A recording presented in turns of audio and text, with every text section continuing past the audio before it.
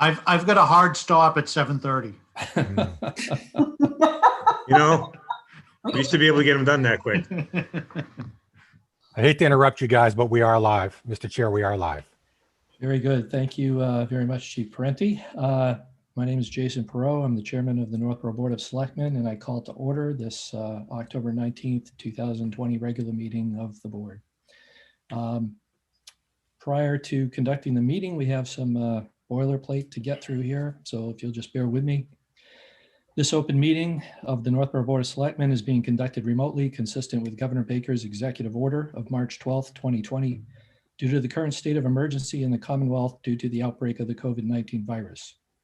In order to mitigate the transmission of the COVID-19 virus, we have been advised and directed by the Commonwealth to suspend public gatherings, and as such, the governor's order suspends the requirement of the open meeting law to have all meetings in a publicly accessible physical location. Further, all members of public bodies are allowed and encouraged to participate remotely.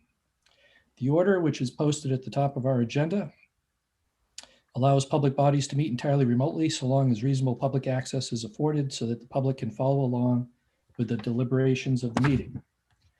Ensuring public access does not ensure public participation unless such participation is required by law. This meeting will feature public participation in the form of public comment. Meetings being conducted by over the Zoom video conferencing application.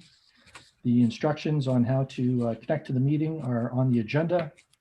We have a few different ways with the YouTube live stream, the Zoom meeting, and also it's being carried, I assume, by Northborough Cable Access. Note that the meeting is being recorded and that all attendees are participating by video conference. Attendees, be aware that you're being recorded. You are in view, and you may wish to mute your microphone when you're not speaking to avoid having any intrusive sound coming through. Anything that you broadcast or display will be captured by the recording. Let's see.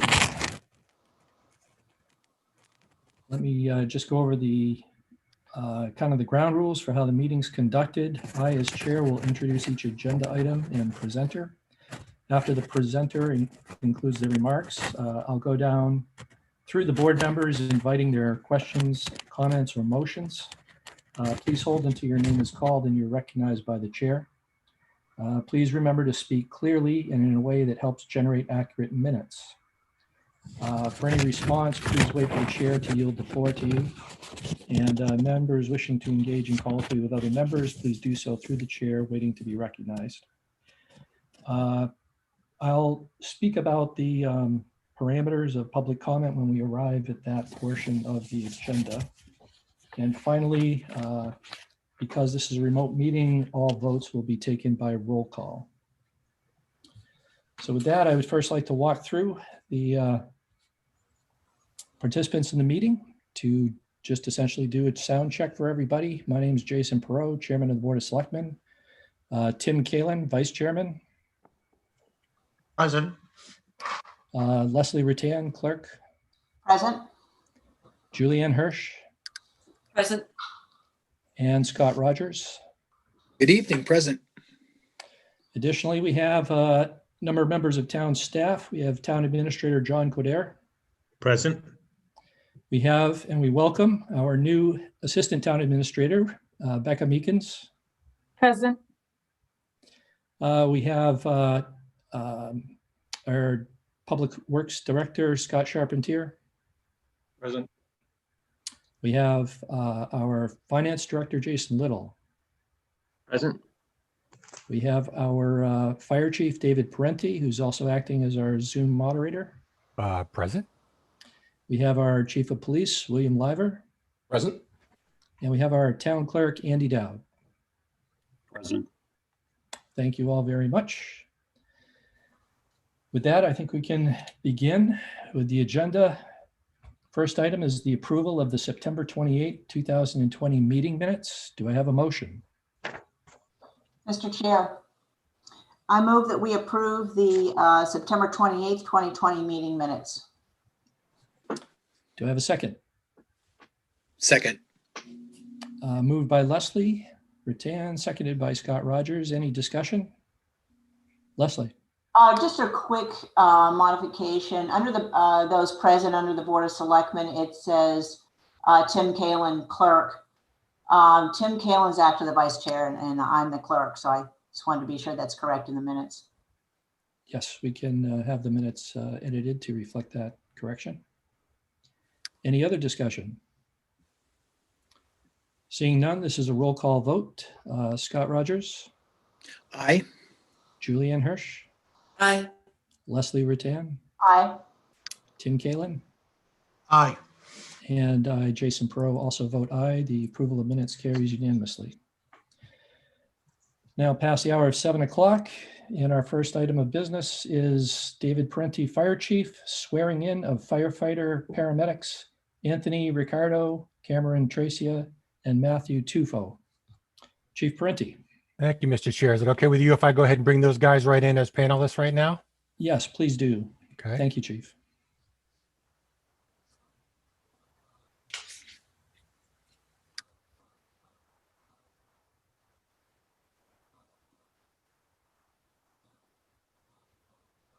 Come on, guys, don't fail me. Turn your cameras on. There we There's go. Cam. There's There you one. go. There's There it Tony. is. Come on, Matt. Matthew. Today was his first day. There he comes. Oh, he's coming in. Here he comes. There he is. Yes. All right, Excellent. Matt. You got to sit down there, Matt. The light behind you really is blinding you out there. Come closer, buddy. There Oh, we go. perfect. Stand there. Yep. Oh, while Matt's getting up, I'm going to go ahead and start the introduction, if I may. Yes, please, Chief. So we were faced with two openings in a very short period of time. We had one retire, and we had one gentleman leave us for another department. Chairman Perot sat in on part of the oral boards with us. We went through the oral boards. We came up with some people we wanted to move forward for the oral boards. We brought in 5 people for the oral boards, all really good candidates, actually. In fact, I would have been comfortable bringing on any of them, which is good and bad, because that makes it a hard decision sometimes. In the course of all this, we had another opening, which was terrific. That we did have a good slate of candidates. Much better, Matt. Thank you. We had a good slate of openings. A good slate of candidates to bring in. So just let me hit them real quick here. So the first one I like to speak to is Tony Ricardo. Tony comes to us from MedStar Ambulance, where he worked for 6 years. He was a EMT basic field training officer for new EMT basics. He graduated from Quinsig in 2016 with his associate's degree in paramedicine, and came on board with us a little over 2 weeks ago. And now both Cam and Tony have done their 2-week orientation. And interestingly enough, all 3 of our candidates got into the same Mass Fire Academy recruit program. So they'll all get to go to school together. They can be real close buddies. So the academy starts on February 21st. Yummy, yummy. Nice weather to be out there playing firefighter. And the graduation date is on May 7th. You guys do have a summary of all these, and I'm not going to get into their personal information, but we do like to provide that to the board so they know what's going on and what they're hiring. The next gentleman I'd like to speak to is Cam Tracy. Cam's coming to us from, and you'll hear this again, MedStar Ambulance, who apparently is not going to be very happy with us, I don't think, because we hired away 3 of their very good candidates. Cam was a call firefighter with the Shrewsbury Fire Department for several years. I spoke with Chief Vona from Shrewsbury, who I'm good friends with, and he spoke very highly of Cam. Very excited to be getting him on board. He also was very involved in the Barnstable Fire Department. As he grew up, he had an uncle that was in Barnstable, and he got to do some ride time with there. Cam does have a 1 leg up on the other 2, and that Cam has already gone to the Call Vol Academy, so he's firefighter 1-2 certified. That, however, will not prevent him from going to the full-time Fire Academy again in February.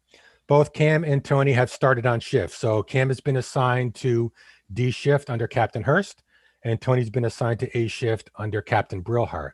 That brings us to Matt. And Matt's first day was today. So Matt started his 2-week orientation today. Matt comes to us from, guess where? MedStar.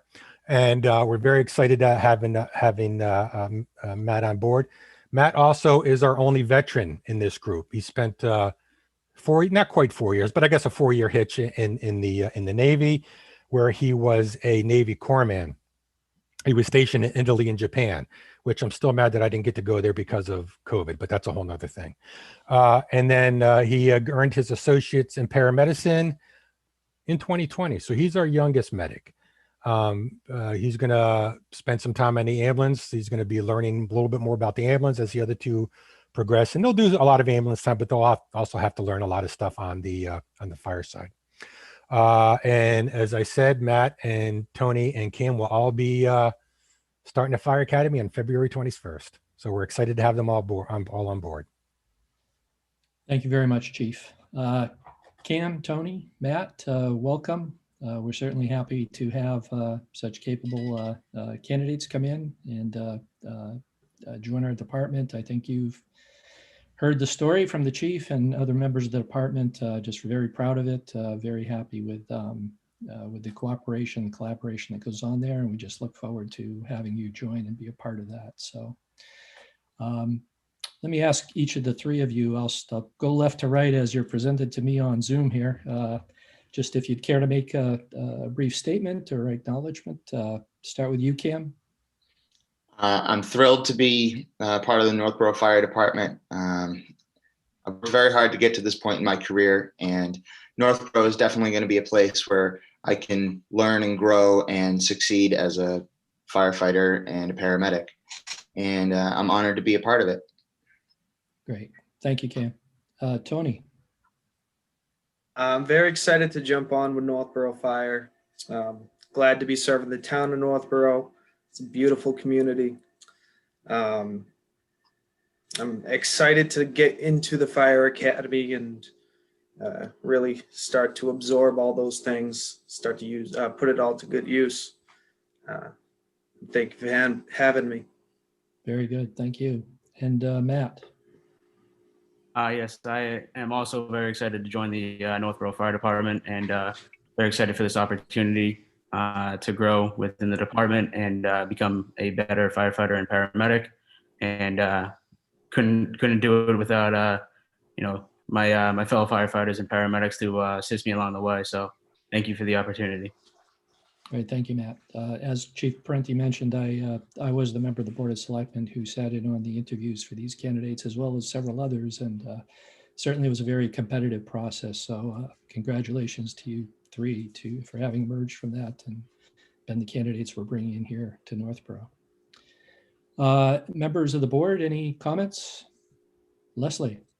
I want to thank all three of you for being here. All three of you are very impressive candidates, some pretty amazing credentials, and I'm quite admiring of everything that all three of you have done. And to be honest, I did think it was a typo at first when I saw MedStar on all three of them. So I'm sure they are not going to be happy, because obviously all three of you are quite capable individuals that I'm sure they are going to be sad to be losing. But we're very happy that you're here in Northborough. You have a wonderful chief. We have a wonderful chief whom you'll be working for. Very well liked and very well respected, very capable as well. He loves stats too. So, Learned that on my first day. yeah. So a lot of things get accomplished by this department, and I know the community is very appreciative of that. And I think that the more capable people we have in this department, the better. So thank you very much for being here. Thank you for applying. Thank you very much. Thank you. Thank you, Leslie. Thank you. Any other board members? Very good. And now Chief, we proceed with the swearing in. Yeah, Andy Dowd's going to do the swearing in. And gentlemen, I didn't get a chance to speak to you all today. I did speak to Matthew. It'll be slightly different than we do in the past. Andy is not going to ask you to repeat after him, because it would be insane if we tried to do that through Zoom. So he's going to go ahead and just read the oath to you, and you're going to raise your right hand. And when he's done, you're going to say, I do. I think that we can handle that, right? Yes, sir. Say yes, Chief. Okay, So, good. Whenever you're ready, Andy. Thanks, Chief. So as you said, if you would just raise your right hand and I will administer the oath. Do you solemnly swear that you will faithfully and impartially discharge and perform all the duties incumbent upon you as firefighter paramedics for the town of Northborough in accordance with the bylaws of the town, the laws of the Commonwealth, so help you God? I do. I do. Congratulations. Excellent, Thank you. gentlemen. Guys, as I've told you, we're very excited to have you on board. You got a lot of work ahead of you, but you got an incredible board and that stands behind us, and we got members of town hall that stand behind us, and we're thrilled to be to have some young talent. And the scary thing is you're all young enough to be my kids, so I'm getting really damn old, but that's okay. So thanks, guys. You don't need to stay around. You can all leave. All right. Thanks, guys. Thank you. Just Congratulations, one more guys. just one more Yeah. comment, guys. Typically, when we were doing these meetings in a real physical room, it would be common for you to have family members present to witness the swearing in. As you know, in these circumstances, everything's done a little bit differently, but we do want you on our behalf to pass along our congratulations to your families for this milestone. Indeed. Thank you. Very much. Very good. Thank you very much. Welcome All aboard. right, take care. Care.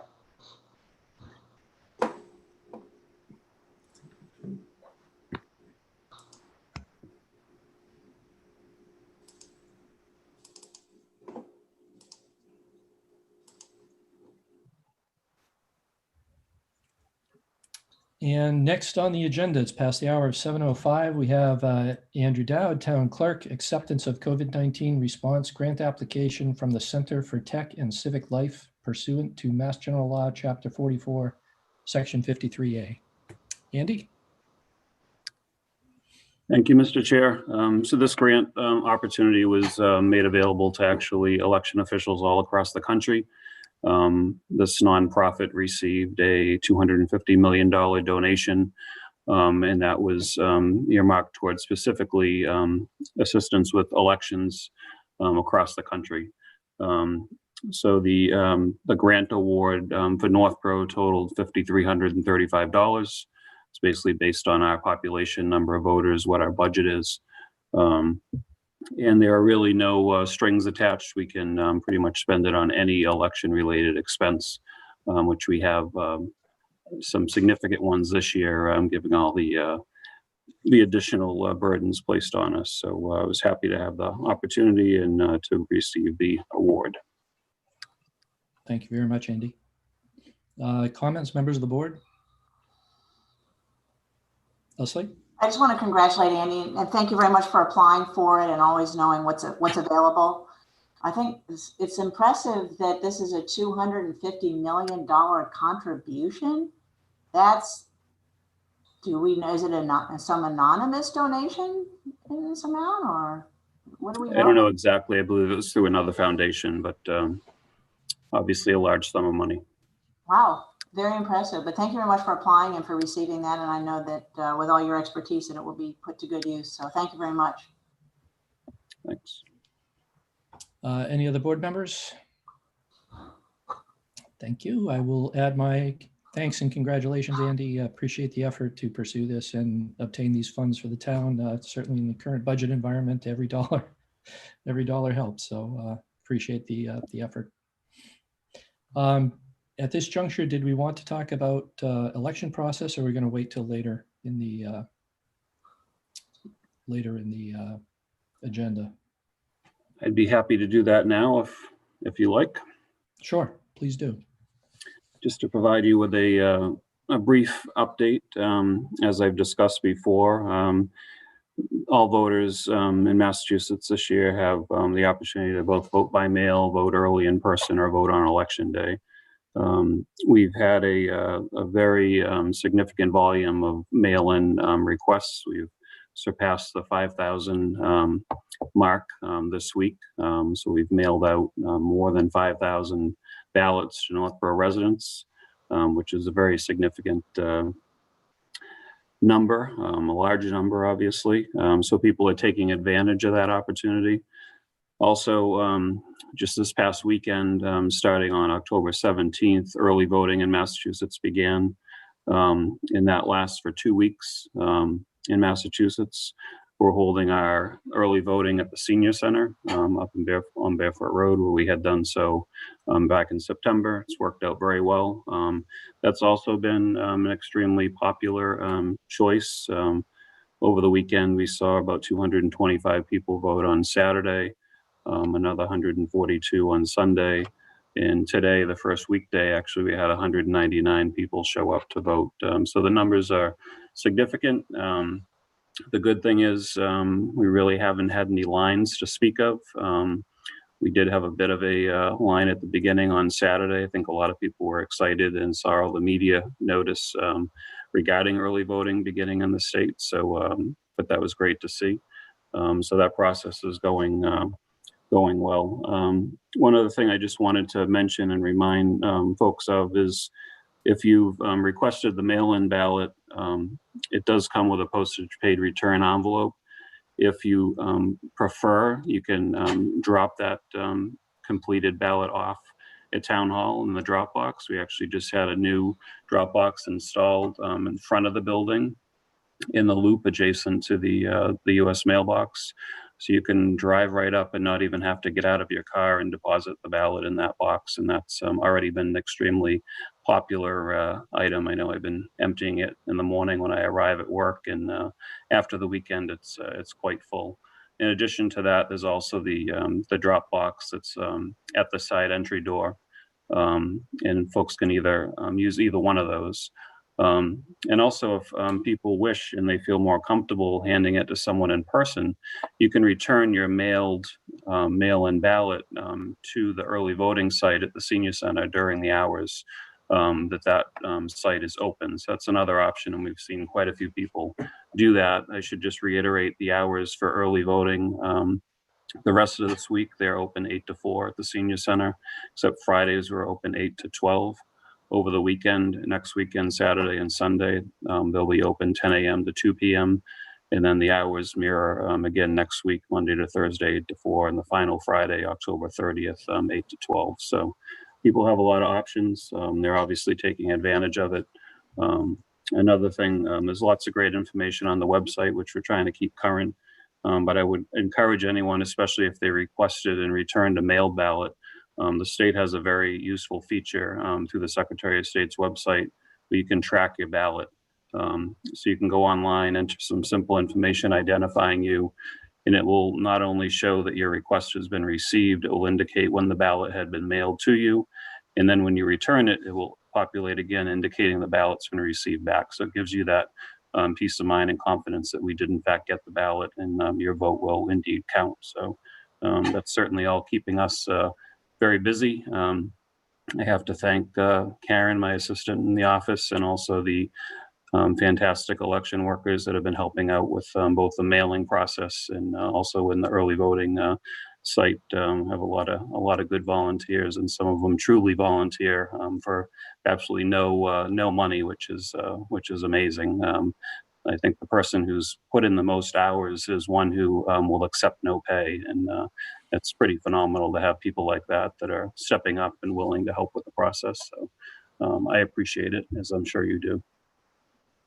Thank you very much, Andy. And I second that sentiment that the efforts of yourself, Assistant Town Clerk Karen Wilbur, and all of the election workers who are putting their time, extra time in these circumstances to accommodate mail-in balloting and early voting. It really is an extraordinary effort. It's an extraordinary amount of extra time to accommodate it, and just very, very appreciative of all the work that's being done. So thank you very much. Thank you.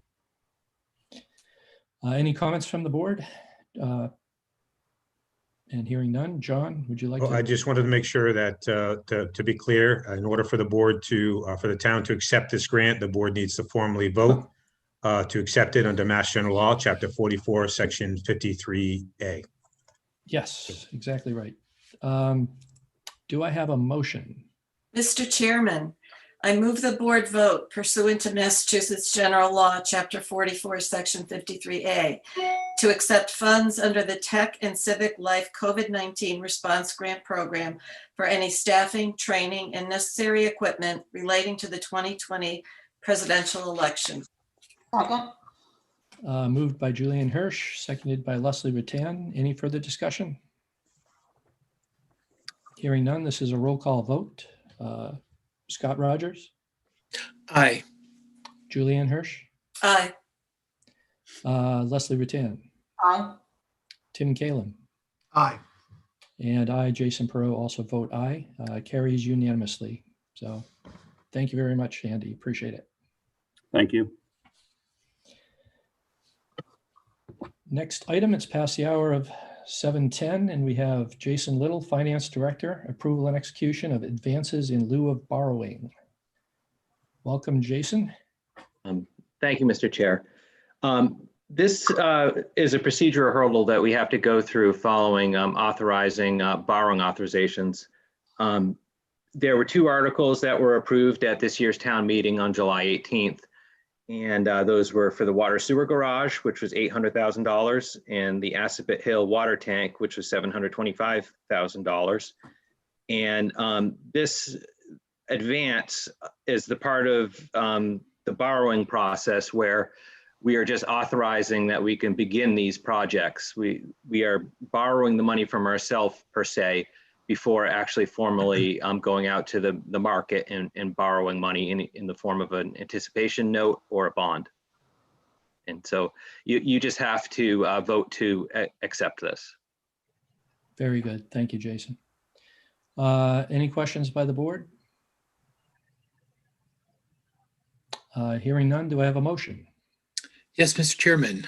I move the board vote to approve and execute two advances in lieu of borrowing effective October 19th, 2020 in the amount of $1,525,000 as presented by Finance Director Jason Little. Second. Moved by Scott Rogers, seconded by Tim Kalen. Any further discussion? Hearing none, this is a roll call vote. Scott Rogers, Aye. Julian Hirsch, Aye. Leslie Rattan, Aye. Tim Kalen, Aye. and I vote aye. Carries unanimously. Thank you very much, Jason. Thank you. And the next item, past the hour of 7:15, we have Suleiman Kamara, Divine Community Transportation, to consider an application for a transportation livery license as submitted by Suleiman Kamara, doing business as Divine Community Transportation for premises located at 300 West Main Street. Would you like me to promote him, Mr. Chair? I just pushed the button. There you go. And Di's here as well in case you have any questions of her. Great. Thank you very much, Chief. Hello. Hello, good evening. Good evening. Good evening. Could you just state your names for us, please? I, Tunu Sepetu. And Suleiman Kamara. Very good. Thank you very much. We have before us the license application for livery service. Can you give us a little bit of description of the business operation? Well, we transport individuals with cognitive and developmental disabilities to day programs. But currently, due to the pandemic, we only have one individual whom the parents are comfortable in going, and that is the business or that the population we are serving. Also serve seniors and community members that have a doctor's appointment or any community activity whom cannot drive to those appointments. That is the type of population our business cater for. Great, thank you very much.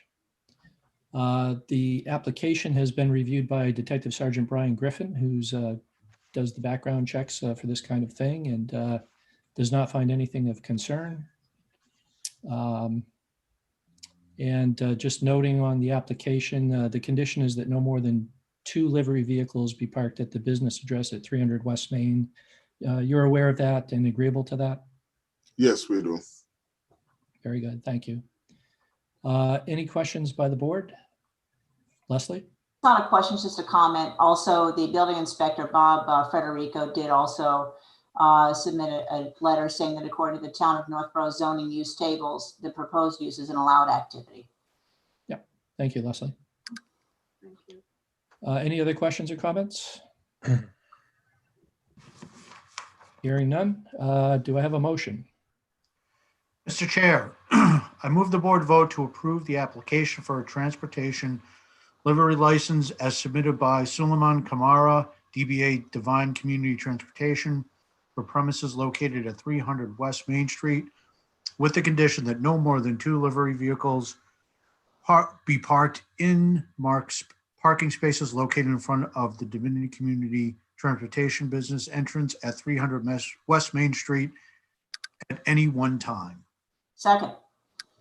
Moved by Tim Kalen, seconded by Leslie Rattan. Any further discussion? Seeing none, this is a roll call vote. Scott Rogers, Aye. Julianne Hirsch, Aye. Leslie Rattan, Aye. Tim Kalen, Aye. and I also vote aye. Carries unanimously. So congratulations, and we wish you well in the operation of the business. Thank you. Thank you so much. Thank you to the town of Northborough. Thank you. Thank Okay you. then. Bye-bye. Thank you. Bye.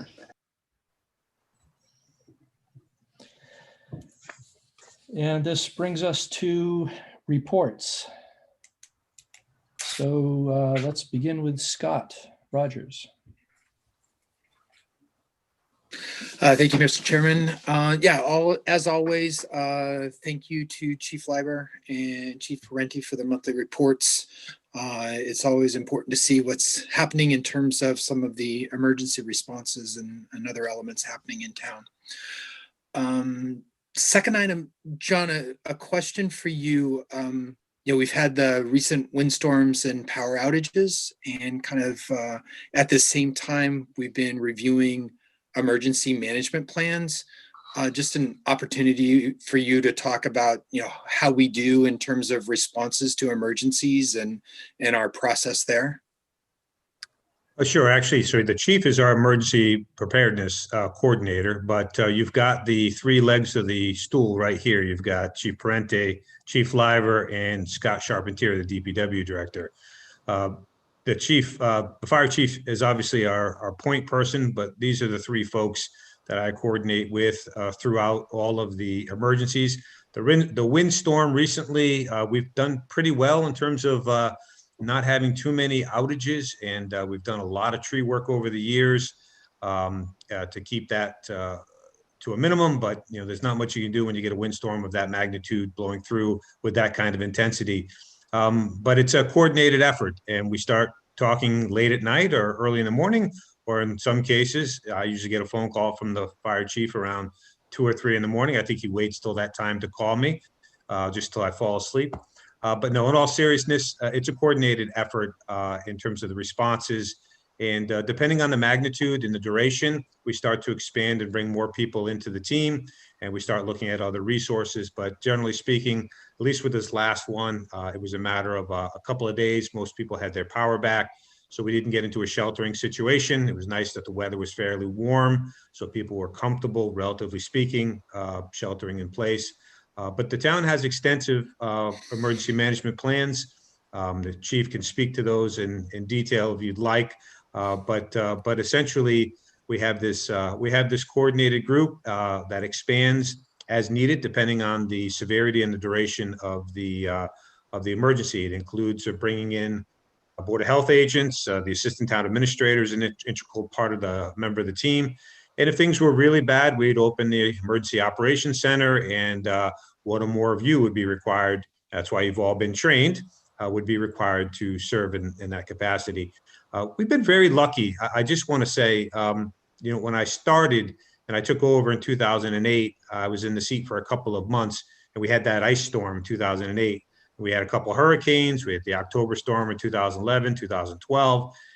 We learned a lot, and we have a very good team that has built on those experiences. And just so everybody knows, the Milliken Middle School is our shelter. The Milliken Middle School has a generator that powers the entire facility if need be. So we have sheltering plans, we have cots, we all have all sorts of preparedness plans that are in place. And again, it depends on the emergency and the duration of it, and there'll be a coordinated response accordingly. But one thing I will say about this community and the employees, sometimes you find when things are bad, that's when you realize that your organization has some internal issues where people either can't communicate or don't communicate or get along well. This organization and this staff that you have excels when things get bad. The coordination improves.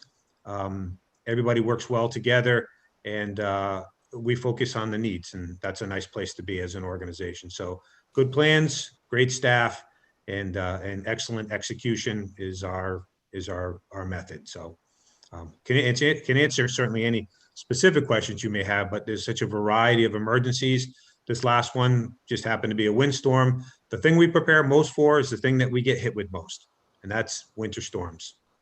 So that's what we're really focused on, because that's just statistically, that's where we're going to get hit with and need the most response for. So that one, I think we've got that one down pat. So.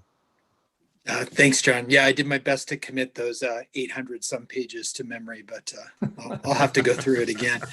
No, just an opportunity, given that, as we enter a storm season, that, we've got plans in place and all the rights aspects of that covered. Right. Nothing else. That ends my report. Thank you very much, Scott. Julianne? Yes, thank you, Mr. Chairman. First, I have two announcements from the Northborough Cultural Council. The first is that in the past, they have had very successful cultural programs during Applefest weekend.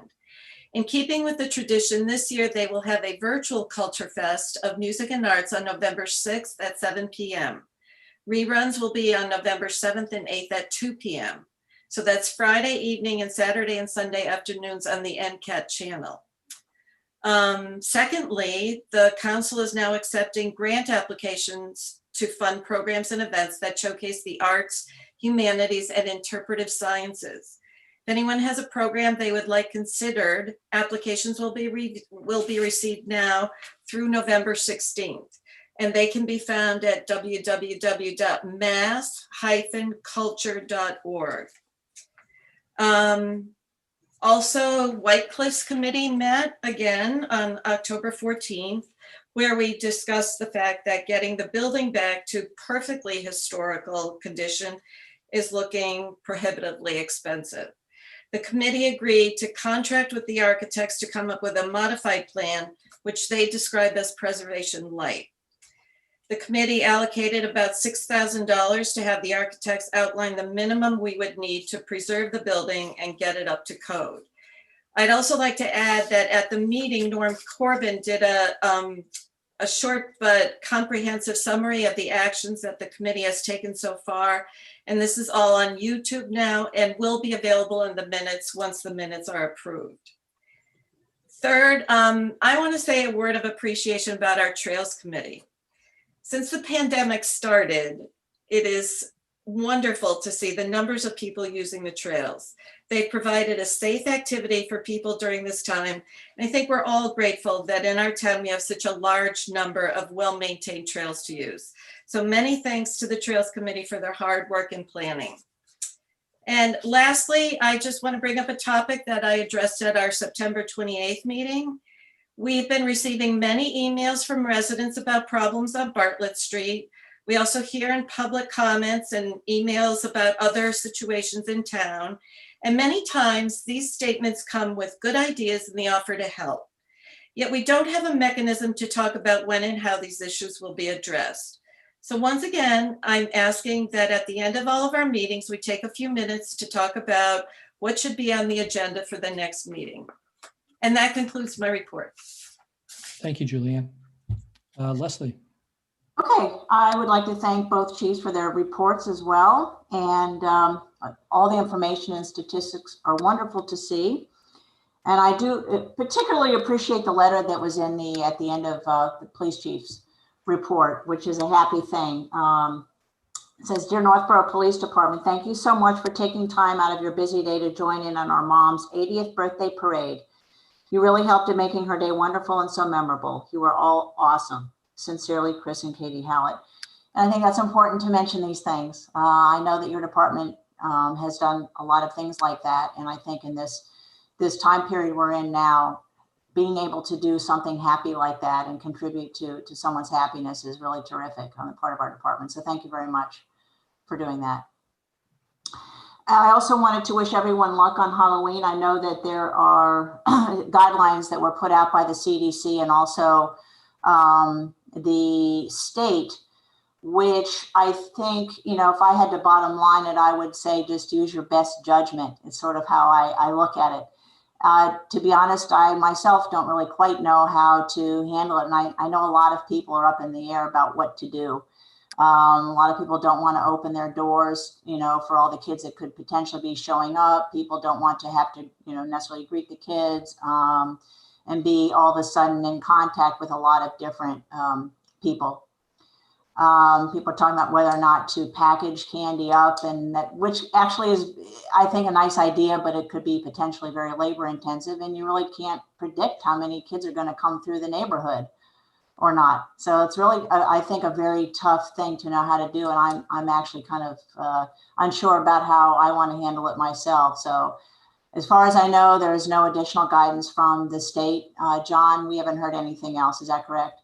No, so through the chair, so the state guidelines are essentially referring to the CDC. Our new health agent did put a flyer together referencing both those and providing some guidelines. But I think your point is well taken. Use, you know, common sense and follow the safety guidelines of washing your hands, keeping your distance, wearing a mask, and making a decision that's right for you and your family. Probably the best thing to do would be to, you know, the directions are wash your hands, wear a mask, and put small bags together and leave them out so that kids can come up and take one. You can look at them through the window. That keeps them safe, keeps you safe. And Leslie, if you have extra candy, you can drop it off at Town Hall. We'll take care of it for you. No worries there. I think I have done that before. You have done that before. So I just want to wish everyone luck, and I think it's a nice tradition, and I would hate to cheat the kids out of that because it is an outdoor activity, and there have been so many unfortunate events for the kids this year in terms of things being rescheduled and canceled and so forth. So I think it's great, but I just think everyone pretty much just needs to use their own judgment. So I also wanted to mention the new pergola that is on the town common, which is absolutely beautiful. That is a beautiful pergola. The landscaping around it is perfect. It adds some real, it's just a very classy kind of a thing to have at that end. And with the landscaping around the perimeter, obviously in the flags and everything else going on there, I think it is a beautiful town common. And I drive by there. I drive through town every day and see people walking through, kids, teenagers kind of hanging out. So it's really a very beautiful thing. And I am assuming that the DPW and Scott are responsible for that installation. Through the chair, there was a donor who provided a substantial financial support for all the plantings, benches, and pergola. The contractor did all the installation. We coordinated the design efforts and the operations, but it's nearing completion. There's a couple more new features that you'll be seeing popping up at the town common soon. So just hang tight. We'll be seeing some more beauty there. Well, thank you very much. Looks beautiful. Actually, through the chair, if I could just add something. Yes, John. Sure. So just staying on that topic, the DPW director and I met with another donor who is donating probably multiple sculptures, kinetic wind sculptures for the town common. So we were citing those with him a couple of weeks ago. And we have somebody that may be interested in actually donating some funds to paint a mural on the side of the gas station that is the backdrop for the town common and the pergola. And as it happens, Scott and I went over, spoke with the owner. He's very much in favor of that. So that's just another thing we're working on. If we can make that happen, it'll just add to the enhancement and the backdrop of that whole area. So just again, in terms of the execution of the contracts and the coordination of the donors for the pergola and the sculptures, just fantastic. and it does look terrific. And anybody has been out there to look at the new pergola and see how it all comes together, it's I encourage you to do so. And the brick fundraiser, everything, a lot of nice things have gone on with that town common, and I do want to thank the town common group. That really was a nice initiative for them to have gotten going, and I know a lot of work has been put into that. Thank you very much, Scott, to your department too, because that's why it looks so nice, you know, ultimately. So thank you. And I have a final reminder about the Community Affairs Committee Jack-o'-lantern stroll that will be taking place at the Town Common, speaking of which, on Friday, October 30th through Sunday, November 1st. It's their first annual, and the jack-o'-lanterns will be on display and lit up, from what I understand, that entire time. So I think that's a great event too, that will add to Halloween spirit. So thank you very much. That ends my report. Thank you, Leslie. Tim. Thank you, Mr. Chair. I also wanted to thank the chiefs for their reports. Second, I just wanted to thank everybody that has sent in applications for the Diversity and Inclusion Committee.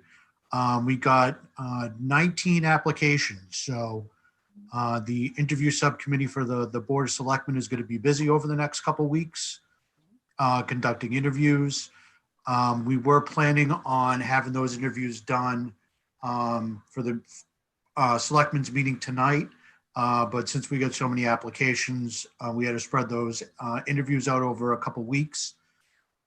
So we won't be making the recommendations to the Board of Selectmen until our first meeting in November.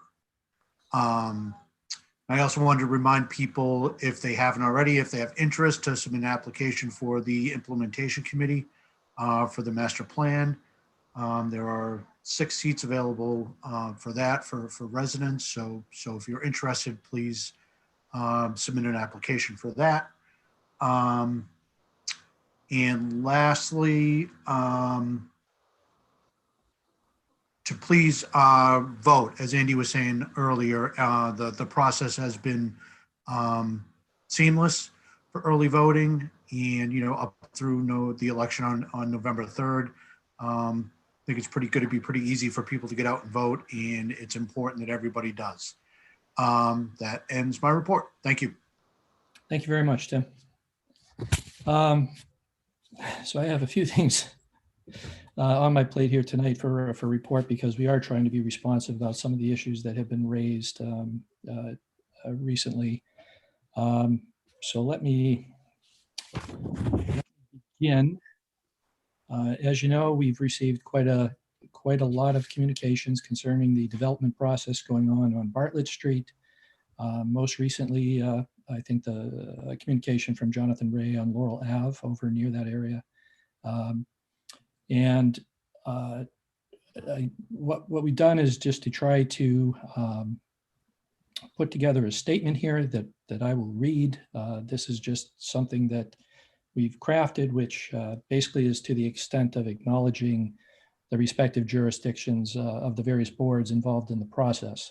I tried to speak to this kind of casually at one of our last meetings, but just wanted to give a little more diligence here. So let me read this statement on that topic. The Board of Selectmen has received correspondence regarding the project proposed for 0 Bartlett Street. As many residents may be aware, land use approvals required for the project are within the purview of the Planning Board, the elected body with the applicable site plan and special permit responsibility under the town's zoning bylaw.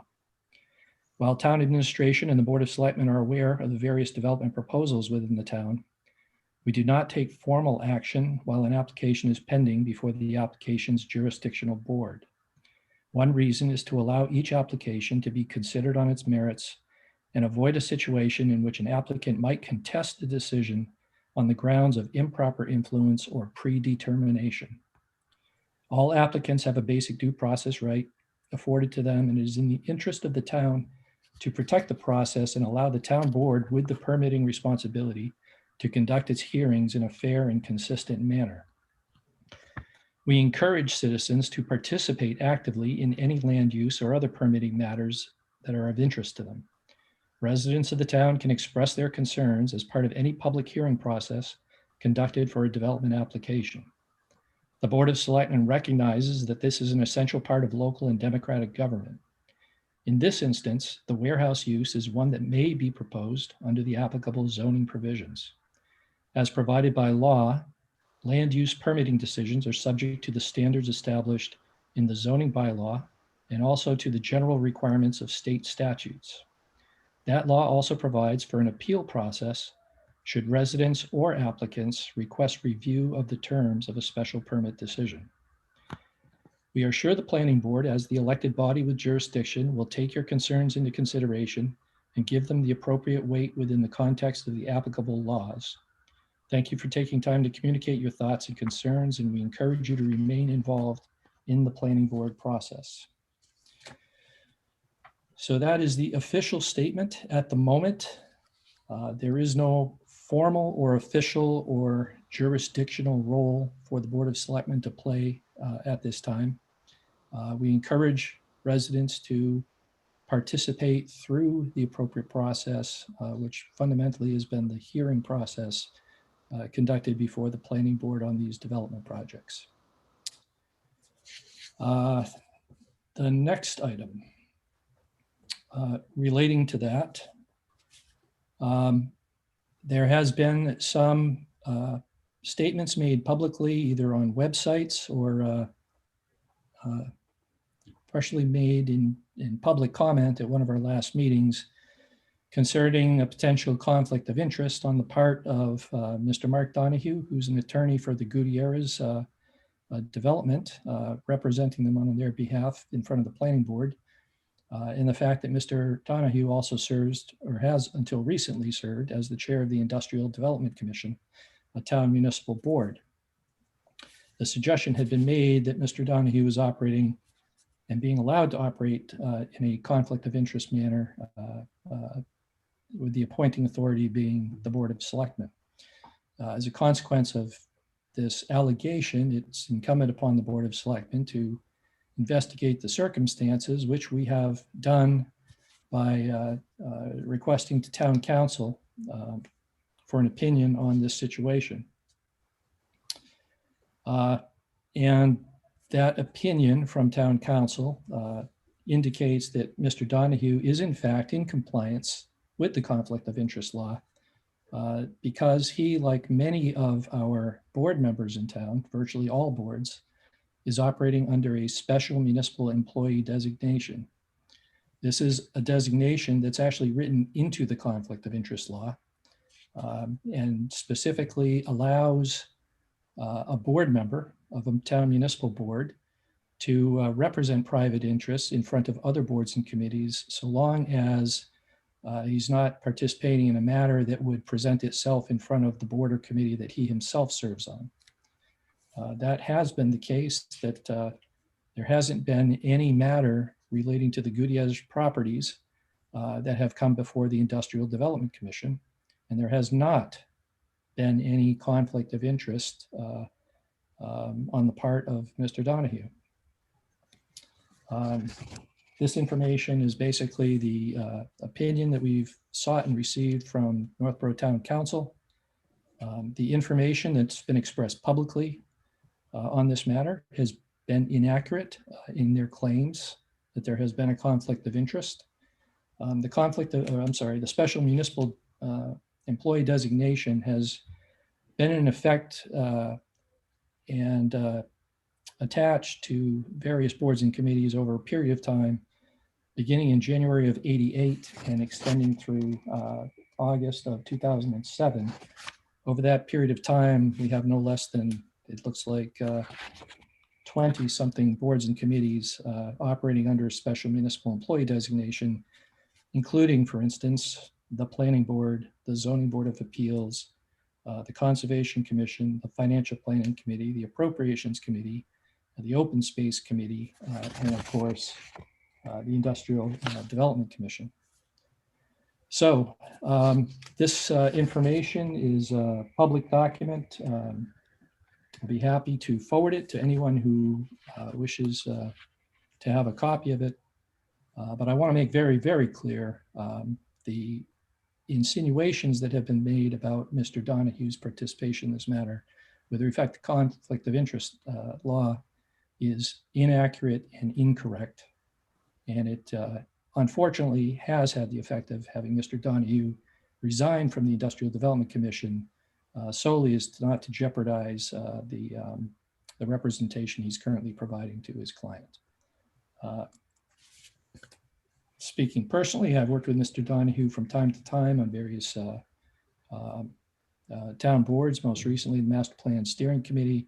He's always been very professional, very generous with his expertise and opinions, and I hope at some point in the future he will choose to return in some form to town service. That's essentially my statement at the moment on that portion. I would encourage anyone who has made public representation suggesting that there's a conflict of interest to reconsider and retract those statements as they are not correct. Another interest relative to the Bartlett Street circumstance is the suggestion that a truck exclusion be imposed in that area. Based on requests and input from the public, I asked the town administrator and his staff to investigate what authority the Board of Selectmen has and what constraints apply to that area of town with respect to trying to impose a truck exclusion. The information we have back, and people should understand that it's not simply the will of the Board of Selectmen to choose to impose truck exclusion. This is subject to Massachusetts state requirements for Department of Transportation. And what we would do is apply to have a truck exclusion imposed, and that would have to go through a review process and be approved in order to allow us to do that. There are several constraints that apply. Some of them have to do with the proportion of truck traffic, for example, relative to the total volume of traffic. Most of these other conditions are probably so that people have a reasonable and a realistic expectation. These conditions are going to be moot because there's one specific condition in this area that is going to be difficult to get around. The imposition of a truck exclusion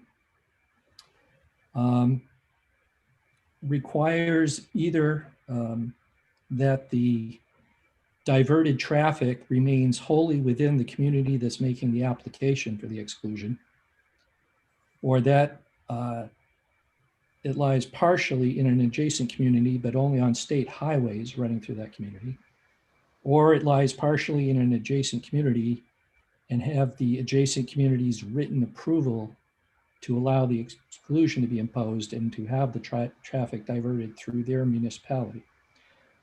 As you might reasonably expect, no community is anxious to have additional traffic being diverted into its roadways. For the moment, we have reached out, well, let me back up. This section of Bartlett Street that we're talking about has a section running from the area of Cedar Street, Cedar Hill Street, down to Lyman Street. Along that stretch, the diversion of traffic would either be toward Marlboro, up toward the Cedar Hill Street direction, or down Lyman Street, away from the remaining section of Bartlett that takes you to Route 20.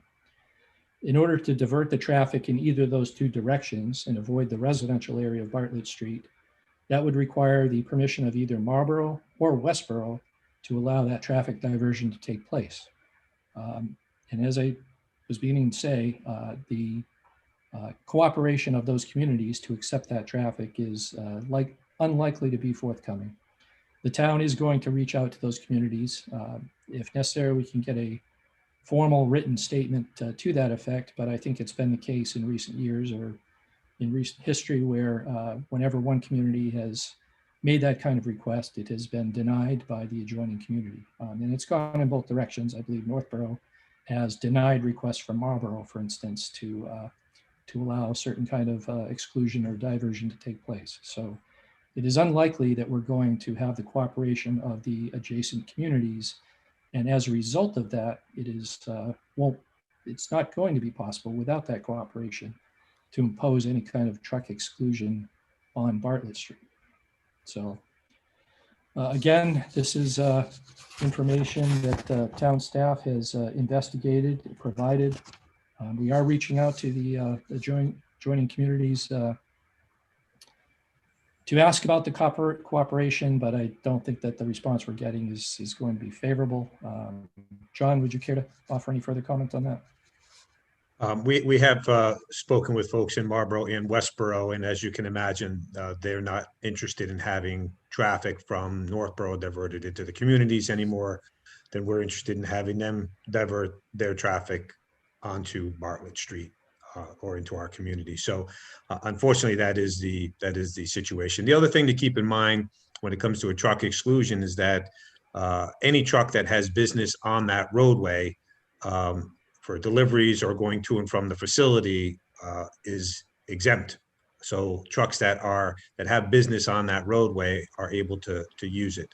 But your summary of the current situation, which would require truck traffic being diverted to neighboring communities, would require their approval to do that. And we have requested that, and we've been told no. Whether or not we need that in writing is up to the board.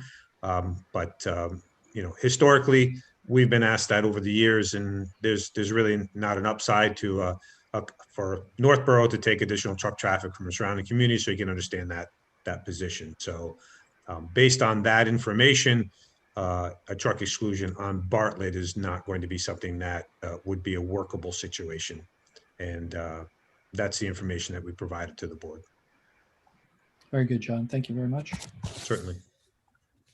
And then switching gears here on another topic, we've had an inquiry about reforming the Citizens Advisory Board. This is a board that is defined in part of our administrative code. In looking at the definition of that board, there seems to be significant overlap with respect to the master plan or consideration of master plan and planning activities that go on in the town. However, and again, I'll just read the memorandum that's been distributed to the Board of Selectmen as part of the information here. We once again have sought the opinion of town council with respect to that, and this statement kind of summarizes the understanding. This is from the town administrator to the Board of Selectmen. At your last meeting under public comments, there was a request for the board to review the possibility of reviving a long defunct Citizens Advisory Board, which is included in the town code under section 1-16-090. Copies attached for reference. Based upon research conducted by the town clerk, this board has been inactive for over 35 years and predates the town's hiring of a professional town planner. As you know, there are many instances in the town code where outdated boards, committees, or positions which are no longer relevant are still included as part of the administrative code. Other examples include a power line committee, a moth control superintendent, and a measure of bark and wood. Many of these old references have been superseded by state statutes, codes, or current practices. According to town council, a number of these obsolete boards and committees are only advisory in nature and serve no statutorily required purpose. These boards and committees are also not required bodies under the town charter.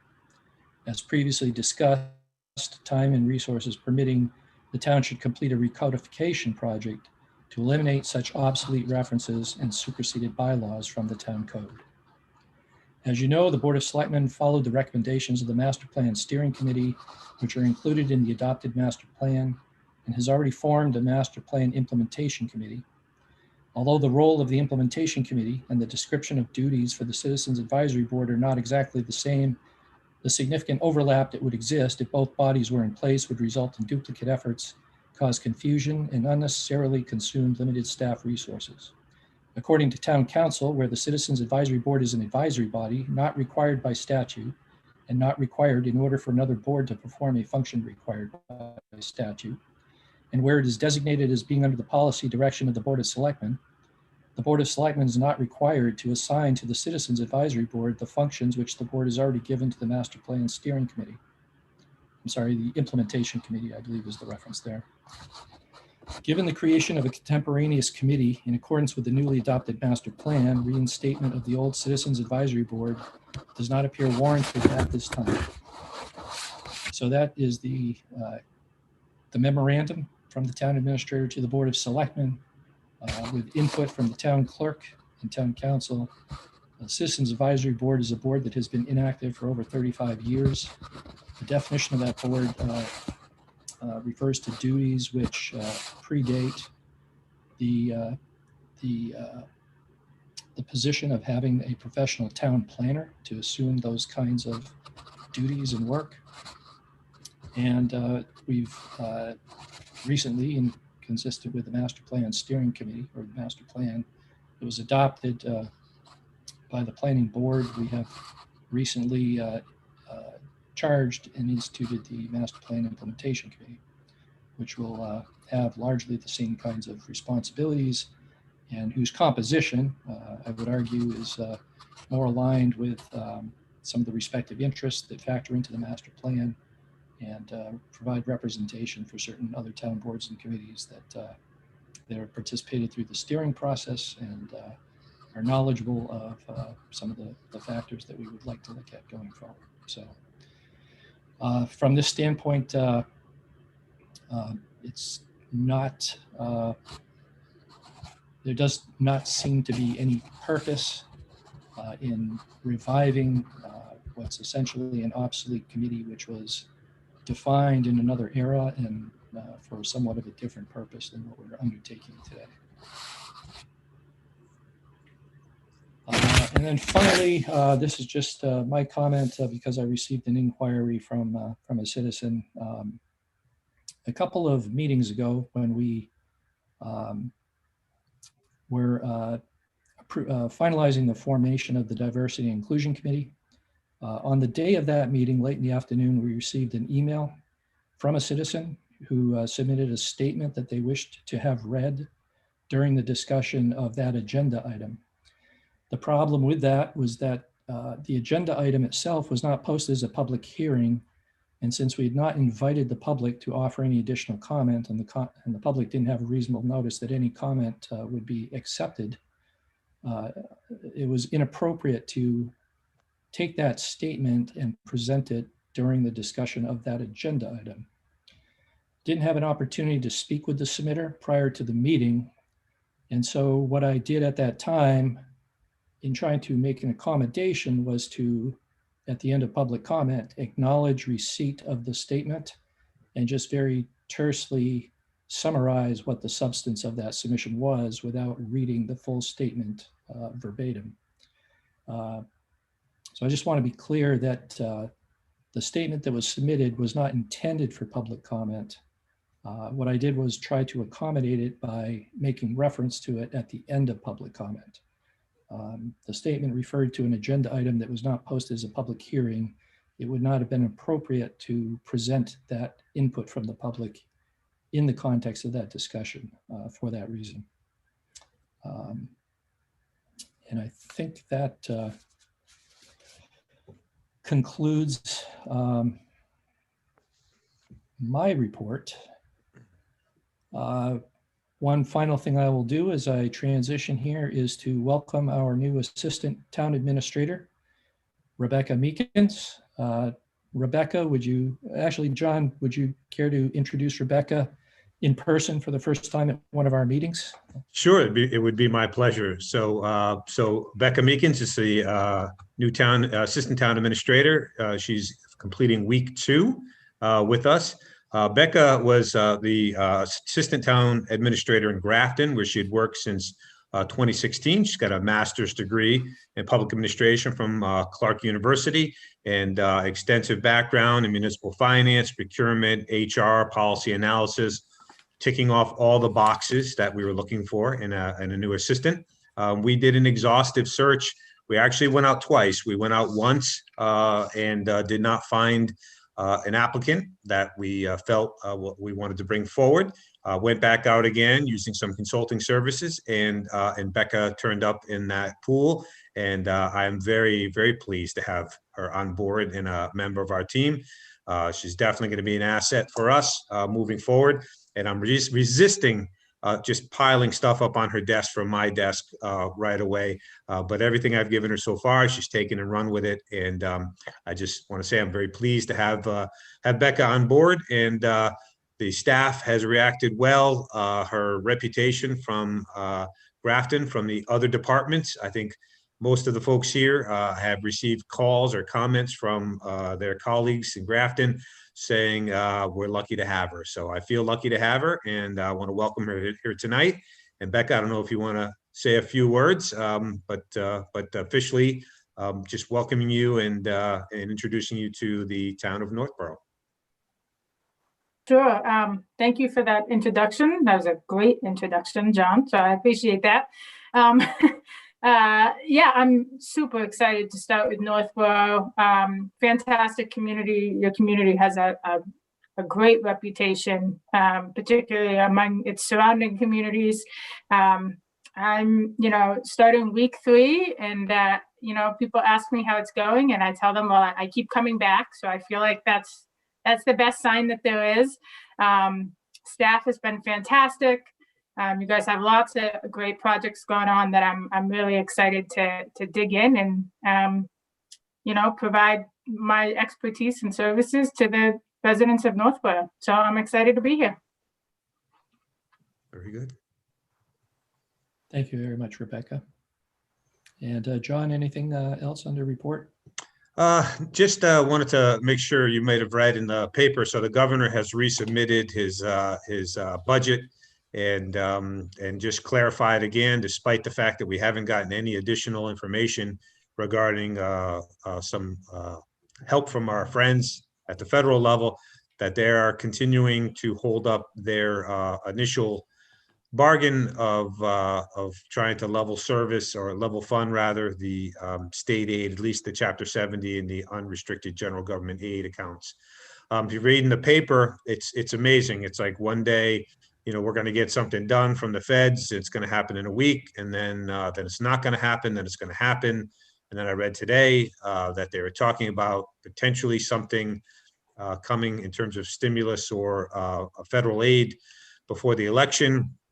And then if you finish reading the article, it says, well, in all likelihood, when you go through the logistics, it's not going to happen. So we pretty much remain in the same holding pattern. As I said to you at your last meeting, when the finance director and I gave you an update on the closure of fiscal 20, that with regard to fiscal 21, we're going to be okay based on the budget that we passed. The positive note is, since we will receive more state aid than what our budget was predicated on, all those funds will be used and can only be used at the point at which we set the tax rate in November to reduce the tax impact. So there should be, based on by the very conservative budgets and a little additional state aid, that we are probably looking at a fairly flat tax increase for fiscal 21, which I think will be well received by the businesses and the residents of the town. And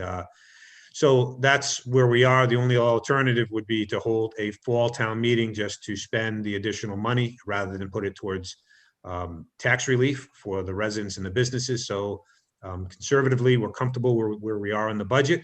In November, your second meeting in November, as is tradition, we'll have the tax classification hearing, and that's where the board will actually see all of the information pulled together. We'll have the tax rate, and we'll also have at that point what the average single-family home tax impact will be. Again, we're just on the back of the envelope right now.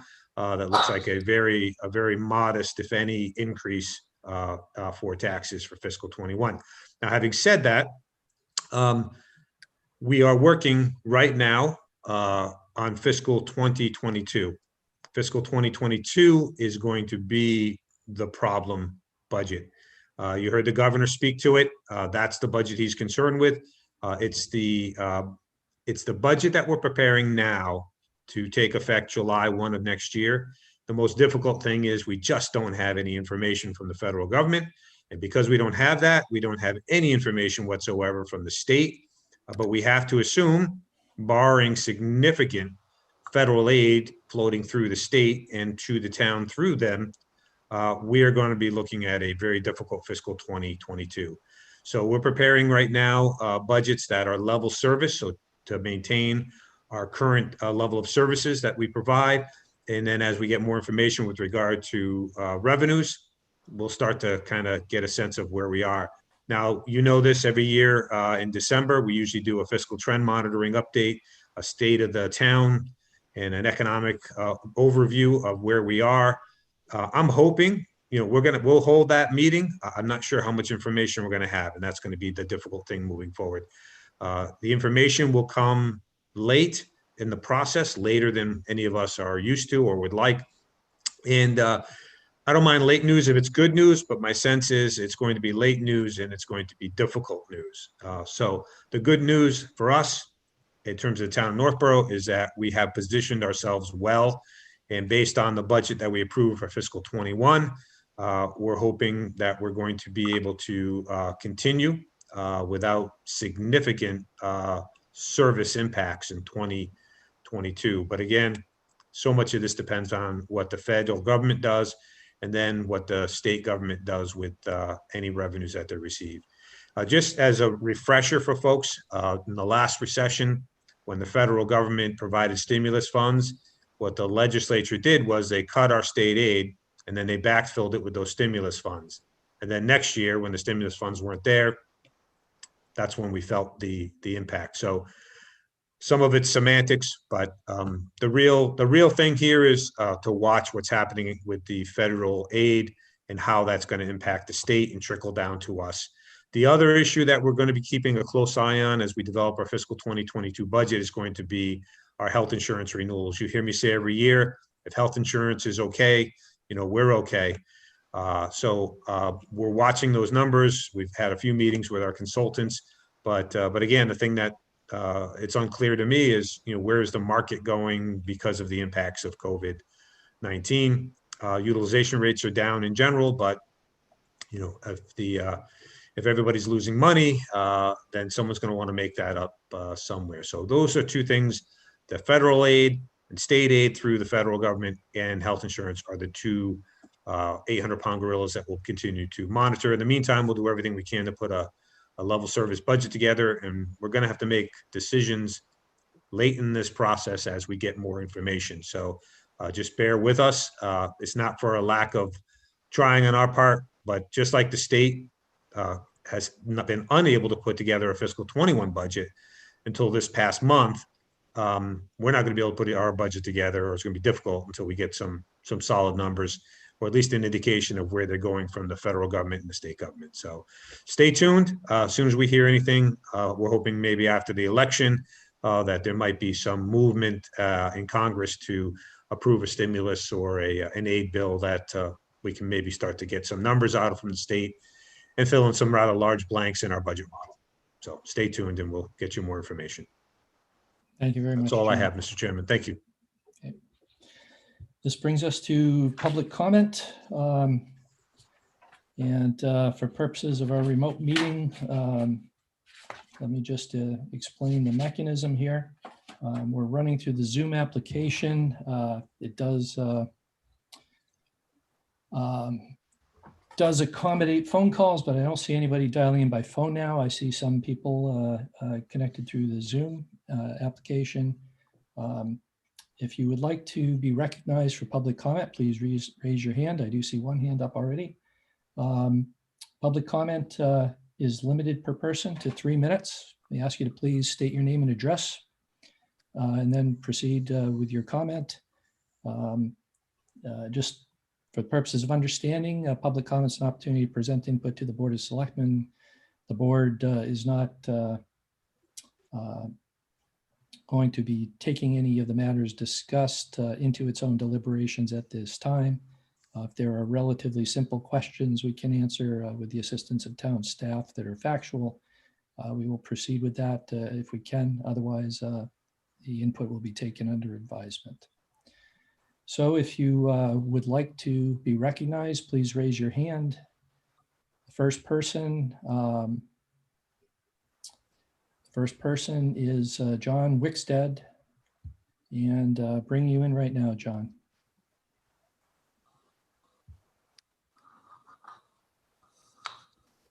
Hi, can you hear me?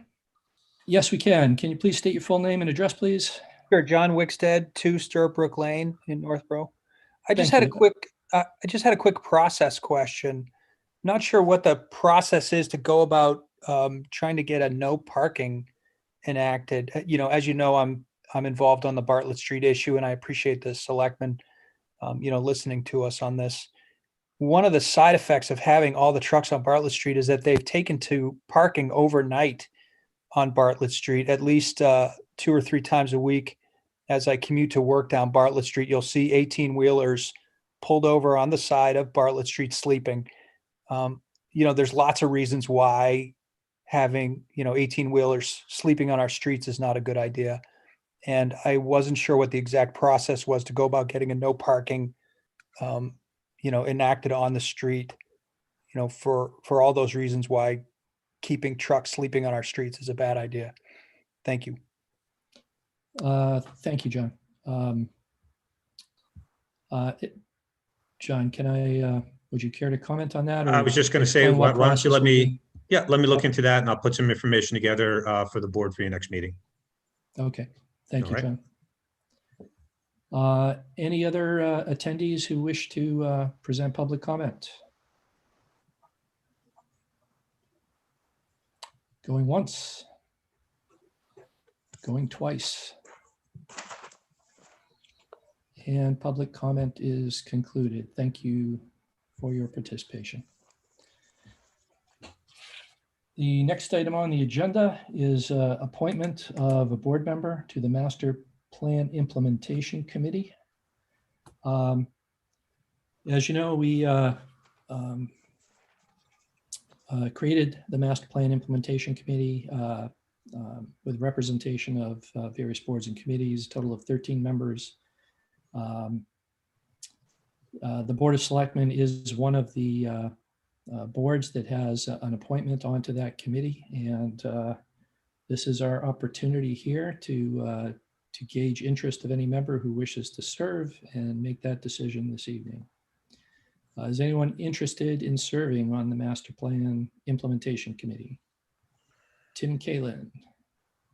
Anyone else? Scott Rogers. Anyone else? Very good. Considering there are 2 candidates expressing interest, what's the will of the board? Would we like to go through a formal nomination and second process, something to that effect? I'll be the first to say that, yeah, Tim, I'm okay to defer to Tim on that. Oh, you are? Okay, all right. Yeah, I didn't see, as I raised my hand, I didn't see Tim's hand either. I see. So Okay.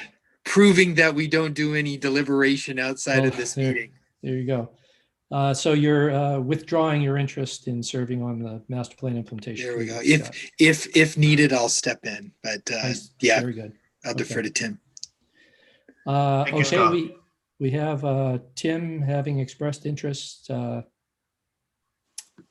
If there are no other offers, then do I have a motion? Mr. Chair, I move the board vote to appoint Selectman Tim Kalin as the board's representative on the Master Plan Implementation Committee. Second. Moved and seconded. Any further discussion? Leslie? I have a question. I have a question about. I'll come back to you, Julianne. I thought Leslie had her hand up first. Leslie? Well, I just want to thank Scott because you just made our job a lot easier tonight. That would have been, it's tough when 2 board members want to do something and you're both wonderful individuals. So thank you. Very good. No worries. Julianne? Actually, it should wait until after the vote. Sorry. Okay, sure. If there's no other discussion, this would be a roll call vote. Scott Rogers? Aye. Julianne Hirsch, Aye. Leslie Ratan, Aye. Tim Kalen, Aye. and Jason Perot. I will also vote aye. So that carries unanimously to appoint Tim as the Board of Selectmen's representative on the Master Plan Implementation Committee. I'm sorry, Julianne, did you have a follow-up? Yes, I was just wondering if you would outline the process of how the citizens at large will be decided upon. What's the process for that?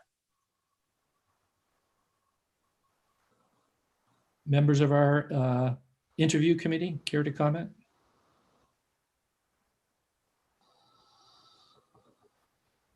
Well, the chair. Yes, I'm sorry. Yes. Okay.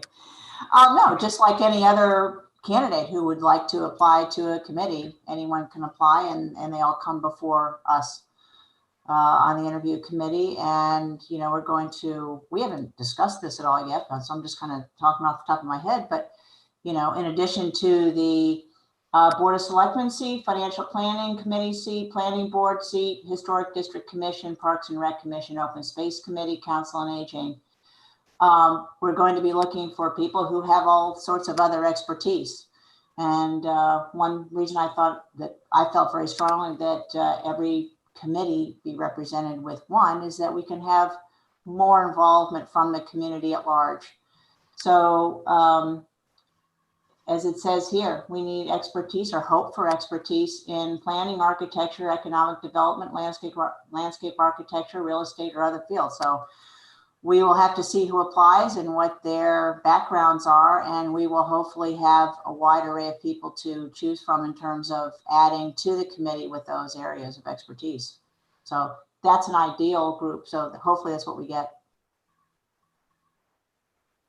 I think like a number of our committee appointments where there's a group of people to be selected from a number of applicants, your selection pool is whoever chooses to apply.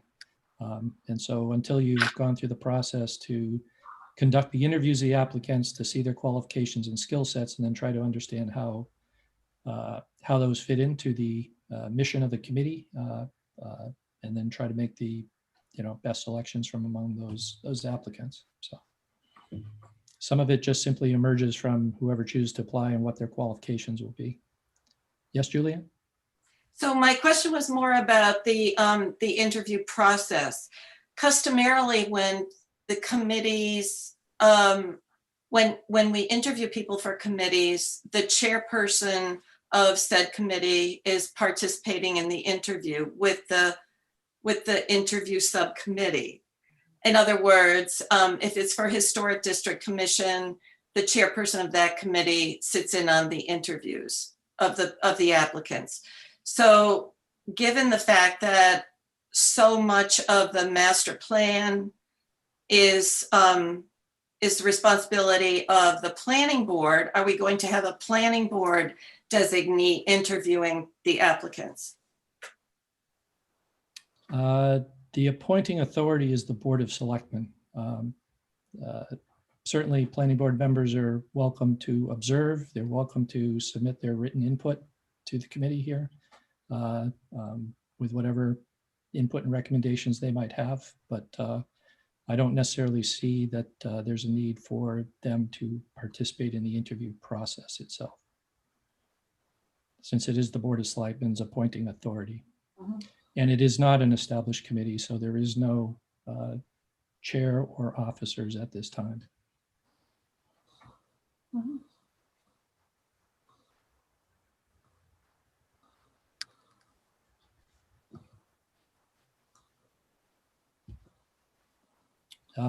Next item on the agenda.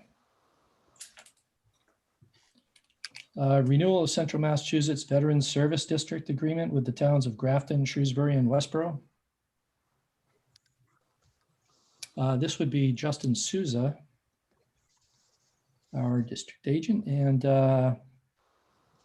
let me bring Justin in. Hi, good evening. Hi, Justin. How are you doing? Very good, thank you. How are you? Good. Can you describe a little bit about the agreement? Yes, so the district in its current form has been operating since 2013. The district was renewed, I believe, for the second time back in November of 2018. That was the first renewal that I was director for, and it was put before all four boards to renew the district agreement, which we have copies of. I'm not sure if those were put into any type of board packet for you to preview before this, but we have them available if you need them.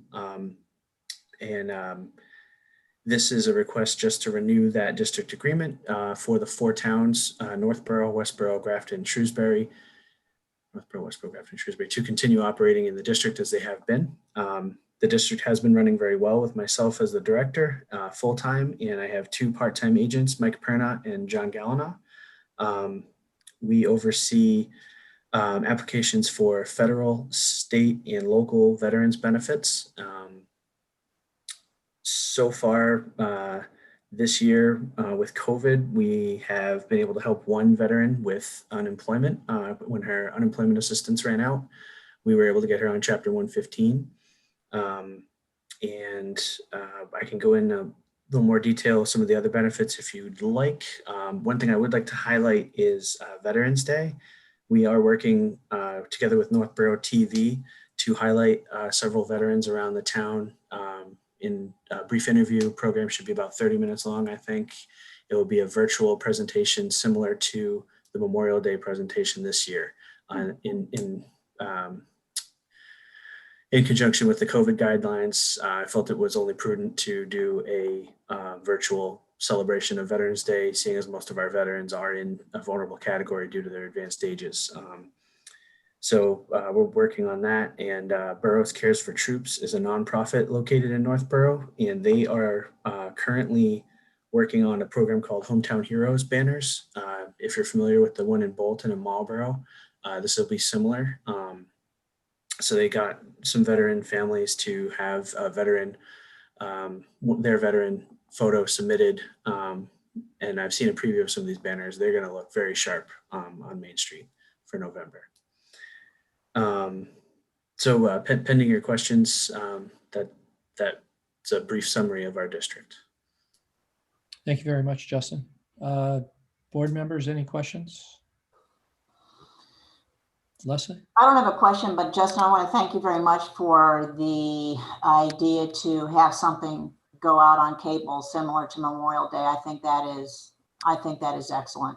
Thank you very much for working to put that together. Thank you very much, Leslie. I felt there was only, it's the only thing we really can do, and we have to do something because our veterans are a large part of our community. As you saw, you had 3 brand new firefighters come on, and out of those 3, one of them is a veteran. So odds are people are veterans, you may not even know it. So we want to make sure that we recognize them, and the program's going to highlight what does Veterans Day mean to me. And I picked a few veterans as far as I can, diversifying their backgrounds and their trying to make sure I get a good spread. I think there'll be about 5 from Northborough. So I think it'll be a good program. I'm excited for it. Excellent, thank you. Thank you very much, Justin. I guess what we need now is a motion to make the approval.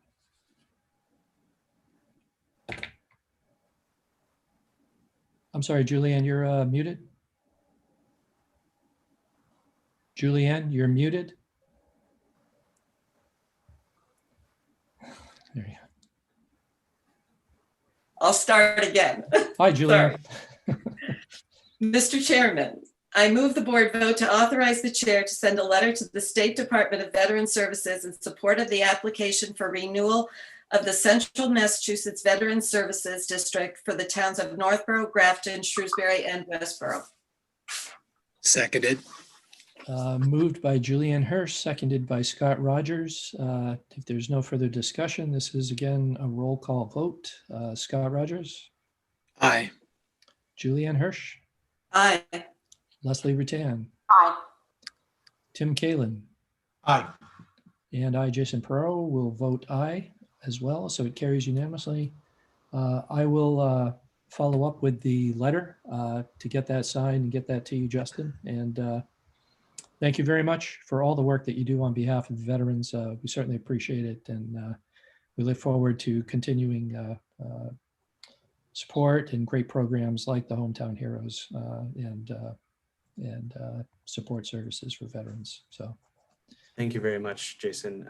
I'd like to thank you also. Every time I've asked for your presence at a veterans event, you've graciously accepted and knocked every one of your speeches out of the park. Thank you very much. Oh, I really appreciate your support. And John Codere, I really appreciate all your support. Anytime that I come to you with a question, problem, you always have a good answer for me. I just want to say that in front of everyone here. I really appreciate your guidance and advice. Thank you very much. And Becca, I'm really glad that I've got you still as part of my my board of directors for the district.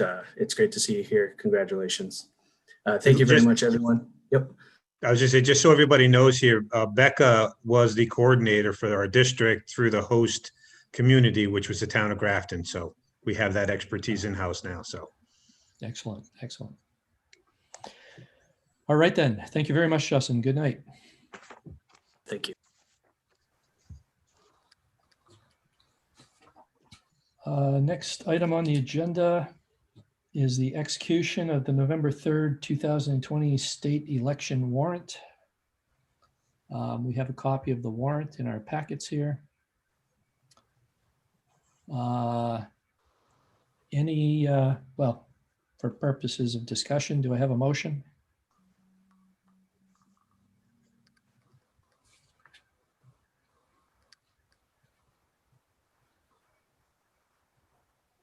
Sorry about that, Mr. Chair. Fiddling with my mute button now.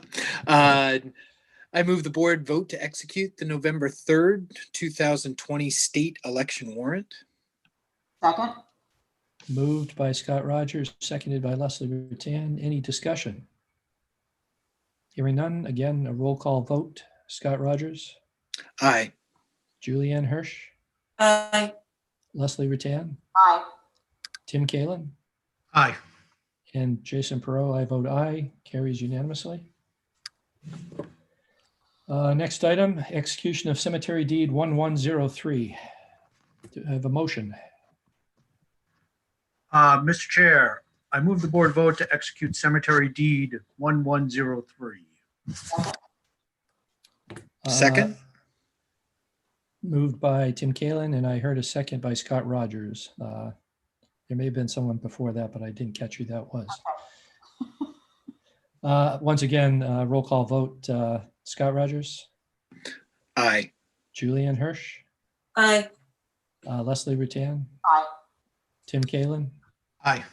And Jason Perot, I vote aye. Carries unanimously. John, any other business to come before the board? no regular business this evening, but we do have the need of an executive session for collective bargaining and discussion of purchase of real property. Okay. Excuse me, Jason. Yes, Julianne. I have a follow-up. It's not necessarily new business, but regarding the discussion or the statement that that was provided to us about the truck restriction on Bartlett Street. Just to do our due diligence, I think that getting written statements from Westboro Marlboro regarding their comments about this would be helpful. Yes, I think that's fine. John and Scott, can you arrange for that written response? Certainly happy to do that. Okay, thank you. So if there's nothing more, next item would be executive session pursuant to Mass General Law, Chapter 30A, Section 21, Subsection 3, Collective Bargaining, Patrol Officers Union, Level 3 Grievance, and Subsection 6, to consider the purchase of real property, purchase and sale agreement for fire station project at 61 through 65 West Main Street, due to the chair's determination that a discussion regarding these matters in an open meeting may have a detrimental effect on the position of the board. Do I have a motion? Mr. Chair, I move the board vote to enter into executive session pursuant to Mass General Laws, Chapter 38, Section 21, Subsection 3, Collective Bargaining, Patrol Officers Union Level 3 grievance, and Subsection 6 to consider the purchase of real property, purchase and sale agreement for fire station project at 61 to 65 West Main Street due to the chair's determination that a discussion regarding these matters in an open meeting may have a detrimental effect on the position of the board. Second. Moved by Leslie Batan, seconded by Tim Kalen. This is a roll call vote. Scott Rogers, Aye. Julianne Hirsch, Aye. Leslie Batan, Aye. Tim Kalen, Aye. and I, Jason Perot, also vote aye. Carries unanimously. The Board of Selectmen will now move to executive session under our remote meeting technology here. The open session is concluded. There will be no further business conducted in open session this evening. Thank you all very much, and we will see you in the executive session. Thank you.